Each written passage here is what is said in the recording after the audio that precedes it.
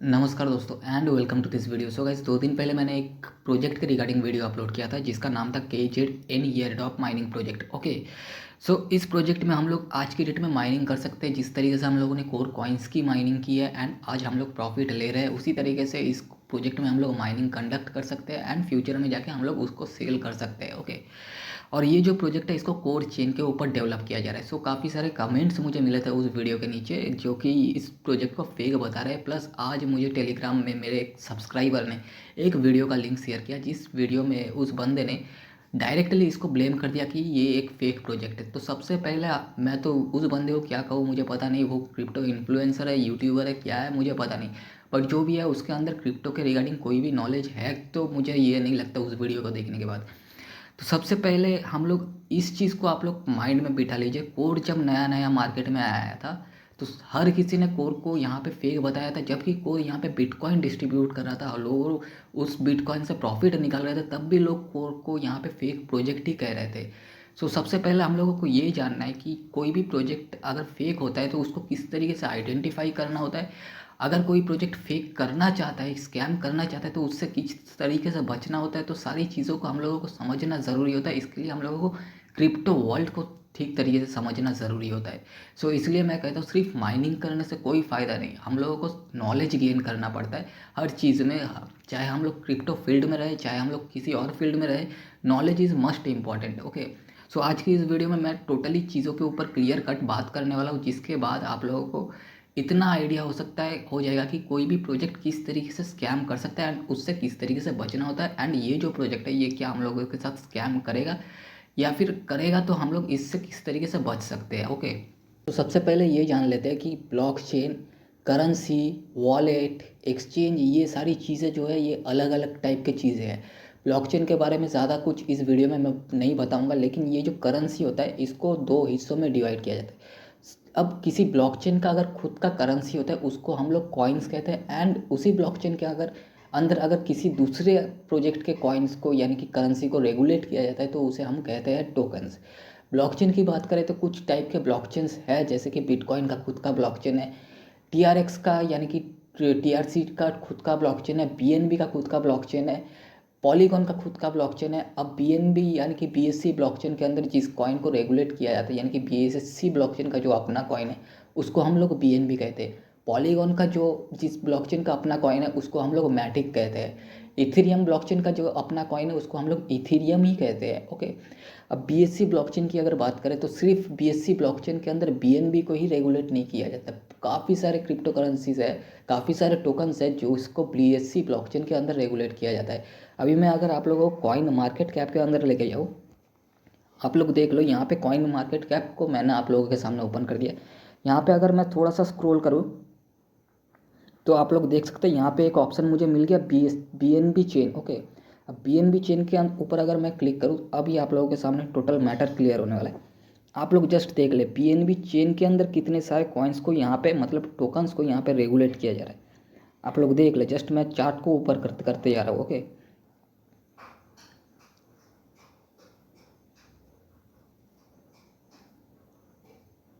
देख ले यहाँ तक लगभग 40 टोकन्स को हम लोगों ने देख लिया। इसके बाद भी हम लोगों के पास 20 पेज और है जो कि BSC ब्लॉकचेन के अंदर इस टोकन्स को रेगुलेट किए जा रहे हैं। यानी कि लगभग 1000 टोकन के ऊपर यहाँ पे सिर्फ एक ब्लॉकचेन के अंदर रेगुलेट किया जा रहा है। अभी मैं अगर कॉइन मार्केट का जो डेटा है उसको मैं आप लोगों के साथ शेयर करूँ, इस ऊपर वाले पोर्शन में आप लोग देख लें।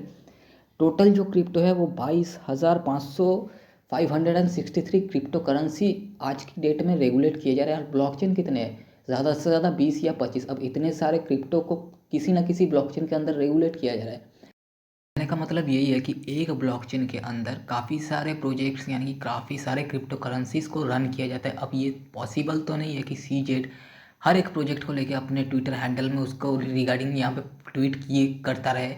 मीन्स CZ को भी ये नहीं पता होता है कि उसके ब्लॉकचेन के अंदर कितने सारे कॉन्ट्रैक्ट एड्रेस को क्रिएट किया जा रहा है, क्योंकि थाउजेंड्स ऑफ कॉन्ट्रैक्ट एड्रेस को ट्रैक कर पाना इस sounds to be impossible. Okay, इसीलिए इसके लिए एक सिस्टम को क्रिएट किया जाता है जो कि सारी चीज़ों को ट्रैक करता रहे, जिसको हम लोग ब्लॉक एक्सप्लोरर कहते हैं। जो जिस तरीके से आप लोग देख सकते हैं ये जो BSC स्कैन, इसको इसीलिए इस एक्सप्लोरर को क्रिएट किया जाता है कि ये इस ब्लॉकचेन के अंदर जो भी मूवमेंट किए जा रहे हैं सारी चीज़ों को इस ब्लॉक एक्सप्लोरर ट्रैक करता रहे। ओके, सिर्फ बीएससी ब्लॉकचेन की बात यहाँ पे नहीं हो रहा है। दुनिया में जितने भी ब्लॉकचेन आज की डेट में लाइव है, चाहे वो इथेरियम का ब्लॉकचेन हो, पॉलीगॉन का ब्लॉकचेन हो, सोलाना का ब्लॉकचेन हो, टीआरसी का ब्लॉकचेन हो, हर एक ब्लॉकचेन का जो फंडामेंटल होता है बिल्कुल सेम होता है। उसके अंदर कितने क्रिप्टो करेंसीज को ईजाद किया जाता है, कितने कॉन्ट्रैक्ट एड्रेस को बिल्ड किया जाता है, कोई उसको ट्रैक नहीं करता। वो उसके लिए सिस्टम बनाया जाता है अलग से, जिसको हम लोग ब्लॉक एक्सप्लोरर कहते हैं। अब कोर की अगर हम लोग बात करें तो कोर एक कॉइन है, कोर भी एक ब्लॉकचेन के ऊपर उसको रेगुलेट किया जा रहा है, जिसका नाम है कोर डाउ। अब कोर डाउ के ब्लॉकचेन के अंदर कोर को क्रिएट किया गया है, और इस ब्लॉकचेन के अंदर पीएनबी की तरह, इथेरियम की तरह का बहुत सारे यहाँ पे प्रोजेक्ट्स को बिल्ड किए जाएंगे, टोकन्स को बिल्ड किए जाएंगे, जिसको ट्रैक कर पाना कोर डाउ के बस की कोर डाउ की भी बस की बात नहीं होगी वो। जैसे कि हम लोगों को पता है किसी फलाने ढमकाने ने यहाँ पे कोर ब्लॉकचेन को क्रिएट किया, उसी फलाने ढमकाने ने यहाँ पे कोर कॉइन को क्रिएट किया, उसी फलाने ढमकाने ने यहाँ पे सतोशी एक्सचेंज एप्लीकेशन को क्रिएट किया, एंड उसी फलाने ढमकाने के ट्विटर हैंडल पे जब मीन्स कोर डाउ के ट्विटर हैंडल पे जब ट्वीट किया जाता है तो कोर कॉइन को नहीं, कोर को टोकन कहा जाता है। क्यों कहा जाता है? बिकॉज तब कोर लिस्ट नहीं किया था किसी भी ब्लॉकचेन के अंदर, उसको रेगुलेट नहीं किया जा रहा था, इसलिए उसको टोकन कहा जा रहा था। उसी एप्लीकेशन को जिसने उसने जिस एप्लीकेशन को उसने क्रिएट किया, सतोशी एप्लीकेशन, उसको पार्टनर एप्लीकेशन कहा जा रहा था। क्यों? क्योंकि हम लोग इस यहाँ पे ब्लॉकचेन, कॉइन एंड एप्लीकेशन यानी कि एक्सचेंज एप्लीकेशन को एक साथ हम लोग नहीं जोड़ सकते। ये तीनों चीज़ें जो है बिल्कुल अलग है। जैसे कि बीएससी ब्लॉकचेन यानी कि सीजेड जो है, हम लोगों को पता है बीएससी ब्लॉकचेन को जिसने बनाया उसका नाम सीजेड है, बीएनबी कॉइन को जिसने बनाया उसका नाम भी सीजेड है, बाइनेंस एप्लीकेशन को जिसने बनाया उसका नाम भी सीजेड है। लेकिन बीएससी ब्लॉकचेन के अंदर एक टोकन को क्रिएट किया जाता है, यानी कि एक कॉन्ट्रैक्ट एड्रेस को क्रिएट किया जाता है, जो उसको सक्सेसफुली पैनकेक स्वैप में ट्रेड किया जाता है, कॉइन में ट्रेड किया जाता है, लेकिन बाइनेंस में वो कॉइन लिस्ट ही नहीं होता है। तो अब बात करते हैं कि इस क्रिप्टो वर्ल्ड में स्कैम किस तरीके से कंडक्ट किया जाता है। सो स्कैम की अगर बात करें तो सबसे ज़्यादा हम लोगों को स्कैम कहाँ पे देखने को मिलता है? बीएससी ब्लॉकचेन के अंदर। आप लोगों को कभी सुनने नहीं मिलेगा कि इथेरियम ब्लॉकचेन के अंदर कोई स्कैम हो गया या फिर बिटकॉइन ब्लॉकचेन के अंदर कोई स्कैम हो गया, नहीं। लेकिन बीएससी ब्लॉकचेन के अंदर हम लोगों को काफ़ी ज़्यादा स्कैम देखने को मिलते हैं। अब ये क्यों होता है? क्योंकि बीएससी ब्लॉकचेन के अंदर कॉन्ट्रैक्ट एड्रेस को क्रिएट करना बहुत ही ईजी होता है। कोई भी जाके एक किसी भी कॉन्ट्रैक्ट एड्रेस को बीएससी ब्लॉकचेन के अंदर क्रिएट कर सकता है। बस 2 बटन का क्लिक करना होता है, कुछ इन्वेस्टमेंट करना होता है, एंड कॉन्ट्रैक्ट एड्रेस क्रिएट हो जाता है। लेकिन बीएससी ब्लॉकचेन के तुलना में किसी और ब्लॉकचेन के अंदर उस कॉन्ट्रैक्ट एड्रेस को इतना इजी नहीं होता है कि वो कोई भी जाके वहाँ पे कॉन्ट्रैक्ट एड्रेस क्रिएट कर पाए। एंड कोरडाओ की अगर बात करें तो 3 कंपनीज के द्वारा कोरडाओ के सिक्योरिटी लेवल को टेस्ट किया गया है यहाँ पे। सो यहाँ पे स्कैम करना उतना ईजी नहीं है। चल चुका हुआ कि यहाँ पे अगर स्कैम होता है तो किस तरीके से होता है, टोटल चीज़ें, कॉन्सेप्ट किस तरीके से क्रिप्टो का वर्ल्ड में यहाँ पे काम करता है। सो अभी आते हैं हम लोग हमारे जो मेन मुद्दा है उसके ऊपर। यहाँ पे ये जो KZN कॉइन है इसके ऊपर। ओके, सो यहाँ पे मैं अगर क्लिक करूँ, हाँ सॉरी यहाँ पे नहीं, मोर इन्फॉर्मेशन में अगर मैं यहाँ पे क्लिक करता हूँ तो यहाँ पे मुझे सारे डेटा यहाँ पे लगभग मुझे मिल जाते हैं। ओके, तो यहाँ पे कॉन्ट्रैक्ट एड्रेस मिलता है। यहाँ पे अगर क्लिक करता हूँ तो जिस तरीके से मैंने कहा था कि बीएससी का एक अलग सा एक्सप्लोरर है जो कि सारी चीज़ों को यहाँ पे ट्रैक करता है, कोर ब्लॉकचेन का भी एक अलग सा एक्सप्लोरर है जो कि सारी चीज़ों को यहाँ पे ट्रैक करता है। अब ये जो एक्सप्लोरर है ऑब्वियसली यहाँ पे कोर कॉइन का ही प्राइस शो करेगा, ये तो किसी और कॉइन का प्राइस शो नहीं करेगा। आप लोग सिवाय इनको ट्रैक कर रहे हो, ब्लॉकचेन के ऊपर एक प्राइस शो कर रहा है तो वो बीएनबी का ही प्राइस शो करेगा। नीचे की तरफ जो डेटा होता है वो उस टोकन का होता है, ऊपर की तरफ जो डेटा होता है वो ब्लॉकचेन की नेटिव करेंसी का डेटा होता है, यानी कि प्राइस का डेटा होता है। ओके, अब यहाँ पे हम लोगों को देखने को मिलता है सारा इन्फॉर्मेशन। यहाँ पे जब मैंने वीडियो क्रिएट किया था ओनली 0 होल्डर थे, यानी कि इस टोकन का ये जो प्रोजेक्ट है इसका कोई भी होल्डर नहीं था। लेकिन आज मैं जब आप लोगों के सामने इस प्रोजेक्ट को ओपन कर रहा हूँ, यहाँ पे आप लोग देख लीजिए 57 होल्डर यहाँ पे मौजूद हो चुके हैं। यहाँ पे 92 ट्रांसफ़र कंडक्ट किए गए हैं। ओके, यहाँ पे अगर मैं कॉन्ट्रैक्ट के ऊपर यहाँ पे क्लिक करके दिखाऊँ तो यहाँ पे आप लोग देख सकते हैं टोटल जो सोर्स कोड है वो यहाँ पे आप लोगों के सामने रिफ्लेक्टेड हो रहा है, यानी कि सोर्स कोड यहाँ पे सबके सामने रिफ्लेक्टेड है, यानी कि ये जो सोर्स कोड है ये वेरीफाइड सोर्स कोड है। अब जब ब्लॉकचेन के अंदर इनके कॉन्ट्रैक्ट एड्रेस का डेटा हम लोगों को मिल रहा है, इनका सोर्स कोड मिल रहा है, तो कहीं ना कहीं ब्लॉकचेन के अंदर ये जो प्रोजेक्ट है इसका कोई ना कोई वजूद ज़रूर है। एंड ये जो कोर का ब्लॉकचेन है इतना नया है कि स्कैमर्स को भी नहीं पता कि यहाँ पे स्कैम किस तरीके से करना है, बिकॉज ब्लॉकचेन नया है, इसका तरीका नया है, इसका कॉन्सेप्ट नया है। ये जो कोर ब्लॉकचेन है ये किसी अलग मतलब किसी दूसरे ब्लॉकचेन की तरह नहीं है, यहाँ पे टोटली कॉन्सेप्ट एकदम डिफरेंट है। यहाँ पे काफ़ी सारे लोगों का ये भी क्वेश्चन था कि ये जो कॉइन का सिंबल है वो काफ़ी कोर कॉइन की तरह मिलता जुलता है। अब यहाँ पे मैं अगर बताऊँ तो कोर कॉइन को भी पहले सतोशी बीटीसीएस कहा जाता था, उसका भी सिंबल कुछ अलग टाइप का था, लेकिन उसको बाद में जाके अपग्रेड किया गया। कोर का भी जो वाइट पेपर था उसको बाद में जाके बहुत बाद में जाके उसको अपग्रेड किया गया है। सो ये जो प्रोजेक्ट है ये भी बिल्कुल नया प्रोजेक्ट है, इसको टाइम देना पड़ता है, यानी किसी भी प्रोजेक्ट को टाइम देना पड़ता है, उसको अच्छी तरीके से यहाँ पे अपग्रेड किया जाए। अभी यहाँ पे अगर ये प्रोजेक्ट जो है अगर स्कैम करता है तो वो किस तरीके से करेगा। ओके, सो मैं यहाँ पे अगर एयरड्रॉप पे लेके जाऊँ, मैंने आप लोगों से कहा था कि यहाँ पे वॉलेट पे अगर हम लोग क्लिक करते तो यहाँ पे एक ऑप्शन मिलता है हम लोग को कनेक्ट टू मेटामास्क, एंड इसको कनेक्ट करने से मैंने आप लोगों को मना किया था कि आप लोग कनेक्ट मत करना, भी फ्यूचर में जब आप मतलब ज़रूरत पड़ेगा तब हम लोग जाके कनेक्ट करेंगे। सो ये अगर स्कैम करेगा तो यहाँ से स्कैम कर सकता है, बिकॉज यहाँ पे आपके वॉलेट पे कुछ कोर कॉइन्स होते हैं। वो आप भी एक क्वेश्चन है, हम लोग वॉलेट तो दूसरा क्रिएट कर ही सकते हैं। काफ़ी लोग ट्रस्ट वॉलेट यूज़ करते हैं, मेटामास्क यूज़ करते हैं, एक ही वॉलेट के अंदर सारी चीज़ें हम लोग करते नहीं, हम लोग बहुत सारे वॉलेट क्रिएट करते हैं। तो उसी तरीके से एक अलग सा वॉलेट क्रिएट करो, वहाँ पे कोर नेटवर्क को ऐड करो, कुछ भी फीस वहाँ पे डालने की ज़रूरत नहीं है, वॉलेट को कनेक्ट करो एंड यहाँ पे काम चलाओ। जब इसका लिस्टिंग होगा तब थोड़ा सा गैस फी वहाँ पे ट्रांसफ़र करना है एंड अपने कॉइन को यहाँ पे स्वैप करना, बस सिंपल सी बात है। यहाँ पे मैं आप लोगों के सामने लाइव करके दिखाता वो सारी चीज़ें।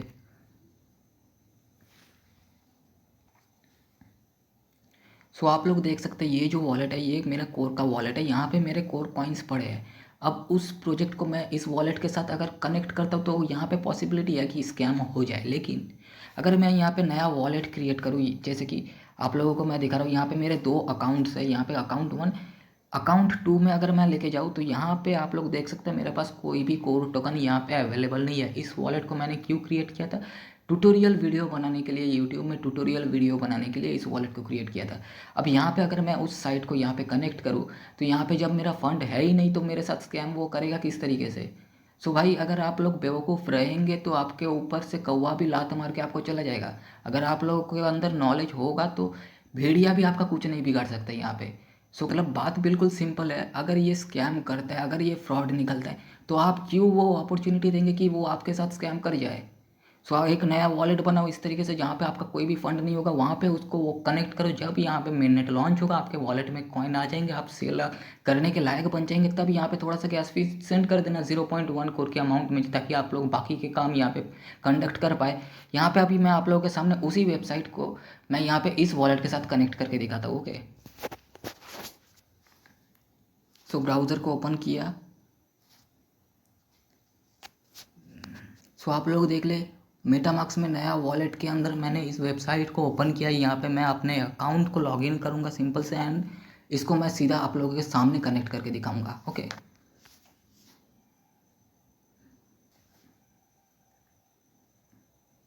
सो आप लोग देख लीजिए यहाँ पे मैंने वेबसाइट को ओपन कर लिया, मैंने अपने जो लॉगिन आईडी है उसके साथ मैंने यहाँ पे वेबसाइट को लॉगिन कर लिया। यहाँ पे मैं सिंपल से वॉलेट पे क्लिक करता हूँ। ओके, यहाँ पे मैं इसको कनेक्ट कर लेता हूँ। सो आप लोग देख लीजिए बैलेंस में 0 कोर है, कनेक्ट किया मैंने। यहाँ पे देखो मेरा वॉलेट यहाँ पे कनेक्ट हो चुका है। अब यहाँ से मेरे को ये स्कैम किस तरीके से करें, यहाँ पे तो मेरा फंड ही नहीं है, तो भाई थोड़ा होशियारी से खेलेंगे तो आपके साथ कोई भी स्कैम नहीं कर सकेगा। यहाँ पे किसी भी प्रोजेक्ट को डायरेक्टली स्कैम कहना मतलब आप बेवकूफ़ बन है, ये चीज़ आप लोग यहाँ पे साबित कर रहे हैं। चलो अभी मैं ये जो जितने भी कॉइन्स मैंने यहाँ पे माइन किया है इसको मैं यहाँ पे वॉलेट पे क्लेम कर लेता हूँ, देखते हैं। ओके, इसके बाद क्या होता है। सो क्लेम पे क्लिक किया, अब आप लोग देख लीजिए can't withdraw KZN token at this time, यानी कि यहाँ पे आप लोग विड्रॉ नहीं कर सकते। इसका कॉन्ट्रैक्ट एड्रेस अभी भी सही तरीके से डेवलप नहीं हुआ है, नया प्रोजेक्ट है, सब कुछ नया है, इसको टाइम देना पड़ेगा।